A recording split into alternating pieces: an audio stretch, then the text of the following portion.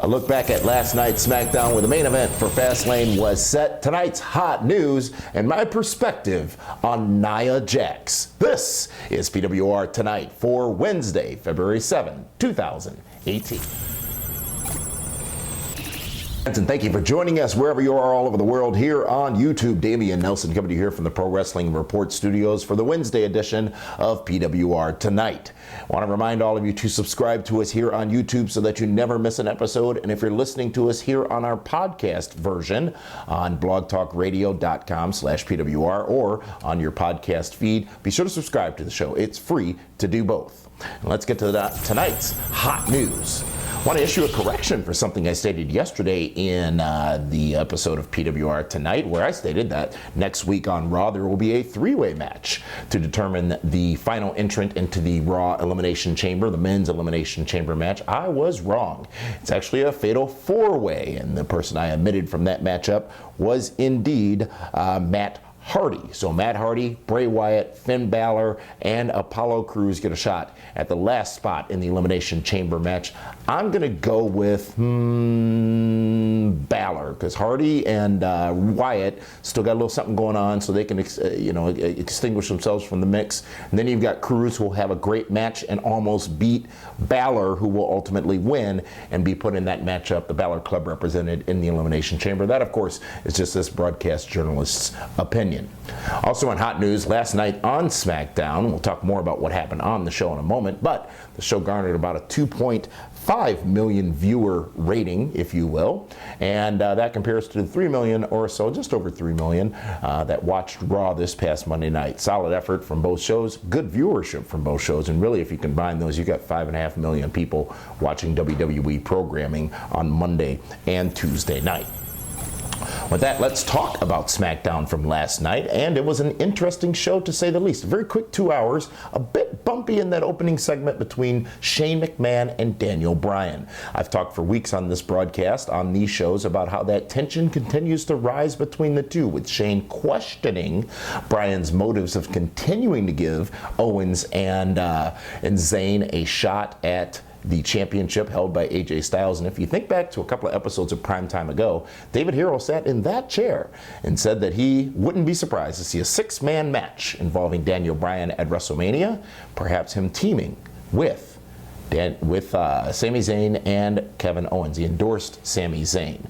And maybe he was right, and maybe we will see that with Shane McMahon on an opposing team comprised of I don't know who and I don't know who else. But the opening was a bit bumpy for SmackDown this past Monday night, but they got to where they needed to be, which was framing and setting up the matchup that would be the main event, and it would be a three-way match to determine who would go on Fastlane to face AJ Styles for the WWE Championship. The winner of their match then proceeding to WrestleMania to take on Shinsuke Nakamura, who, by the way, cut a promo last night. And if you didn't see it, it was pretty amazing. I'll see you at WrestleMania. That's what he said. So that's a step in the right direction for that. But back to the main event, back to the matchup, back to the results. It would be no result. The match would end, and it would be determined that both men, Sami Zayn and Kevin Owens, are on their way to Fastlane to take on AJ Styles in a triple threat match for the chance at the main event, at least from the SmackDown end of things, at WrestleMania. A great match from the two. I don't think any of us would have expected anything less. We've seen umpteen dozen matches between Kevin Owens and Sami Zayn so far. They know each other real well. They work together real well, and they deliver, and they delivered on SmackDown last night. It was a good match. I like the fact that now it's a triple threat at Fastlane. Sort of keeps things up in the air, makes you wonder what's going to happen, what will be the outcome of that matchup, and what will be the dynamic of WrestleMania. Also on SmackDown last night, we saw Rusev Day being celebrated. And let me just say this, folks. Now, I've been singing the praises of a Jason Jordan, who, by the way, WWE announced has recently completed successful neck surgery, even though his wife took to social media earlier this week and stated that he would not be having said surgery. I'm trying to still figure all that out to hopefully report it accurately to you soon. But Aiden English, ladies and gentlemen, one half of the former Vaudevillians, he is working his way up to an endorsement. That voice, that presence, that Leaping Lanny Poffo of Poet Variety presence is tremendous. I'm loving every minute of it. I'm loving him being paired up with Rusev. And think about this. What a great Rusev day it would be if one day perhaps we walked with Elias to Rusev Day with Aiden English performing in between. Yes, I am also a booker. Great presence, great enhancement. One could argue Aiden English is doing better for Rusev now than Lana did for Rusev then. I'm not talking about the mixed match challenges. But Aiden English, tremendous. Keep doing what you're doing. Great. I didn't realize he was a Guerrero, by the way. You know, he married Vicky Guerrero's daughter, and he is part, at least in son-in-law form, of the Guerrero family. Just learned that just the other day. So kudos to him. Great presence, and further enhancing Rusev Day. However, it would be he and Rusev who would be suffering the fates of the RKO from Randy Orton out of nowhere. Bobby Roode as well, as Bobby Roode, his challenge was answered by Rusev for the United States Championship. Roode would be successful in those efforts.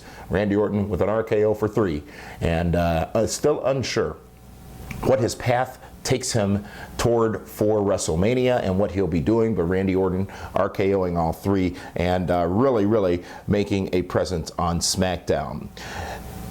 I didn't notice this before, but when did the Russos, I don't know if it was Jimmy or Jay, get a mouthful of metal?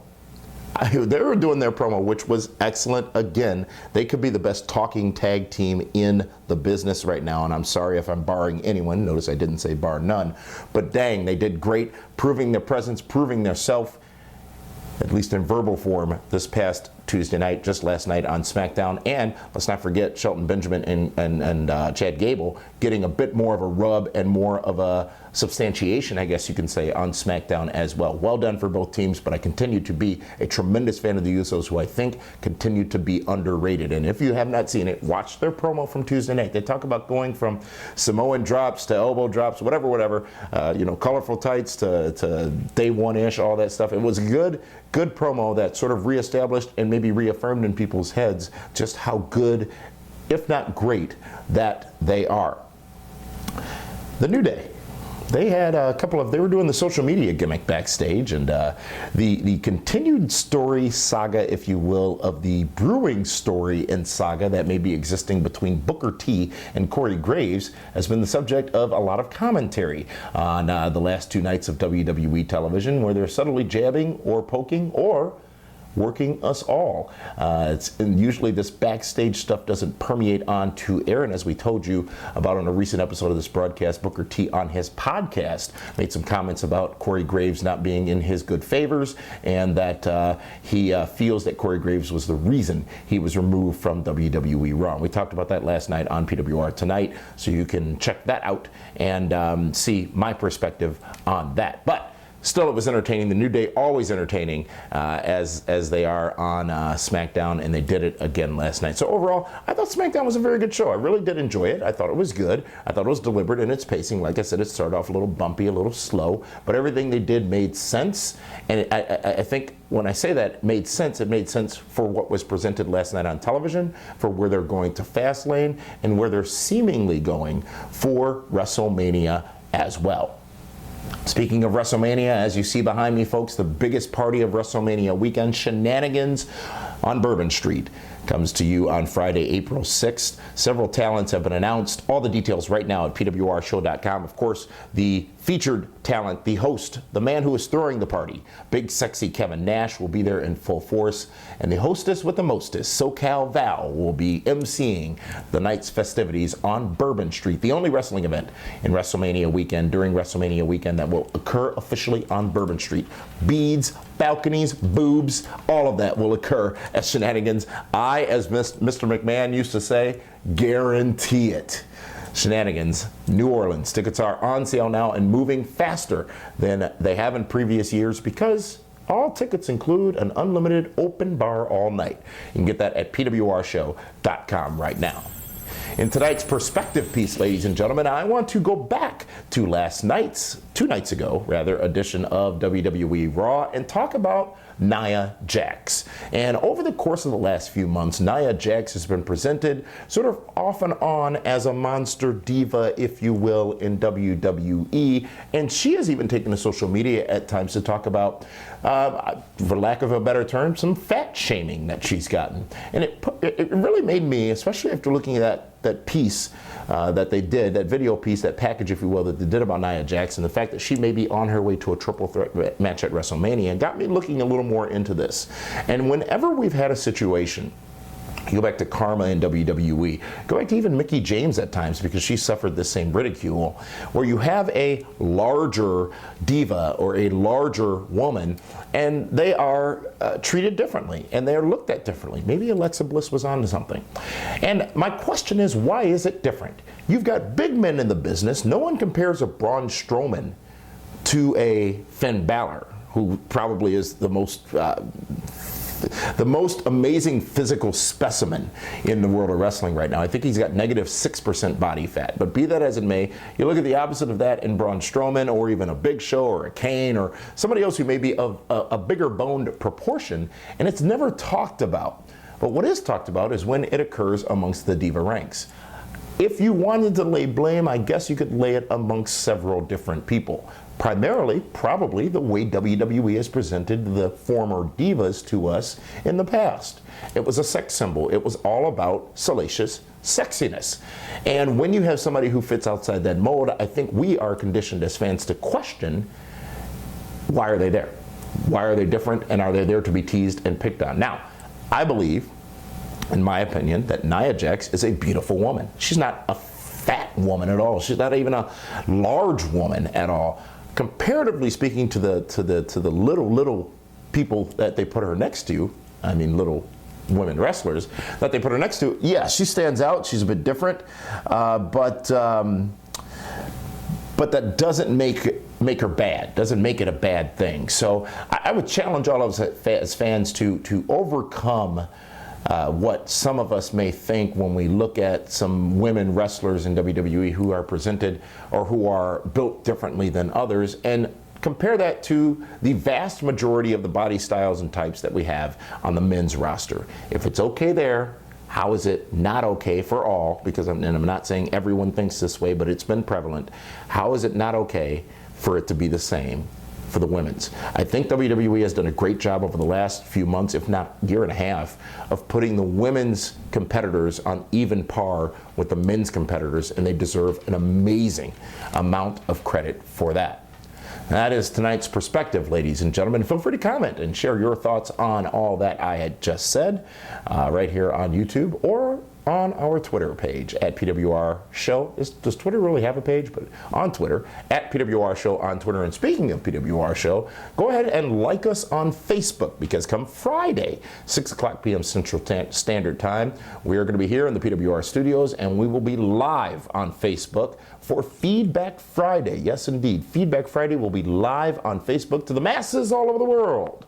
You can go ahead and submit us your questions and comments. You can do so in advance by commenting on these videos, or you can do so live during Feedback Friday. That's PWR Show on Facebook, facebook.com/PWR Show, and be a part of the live Feedback Friday night, 6 o'clock p.m. Central on Facebook Live.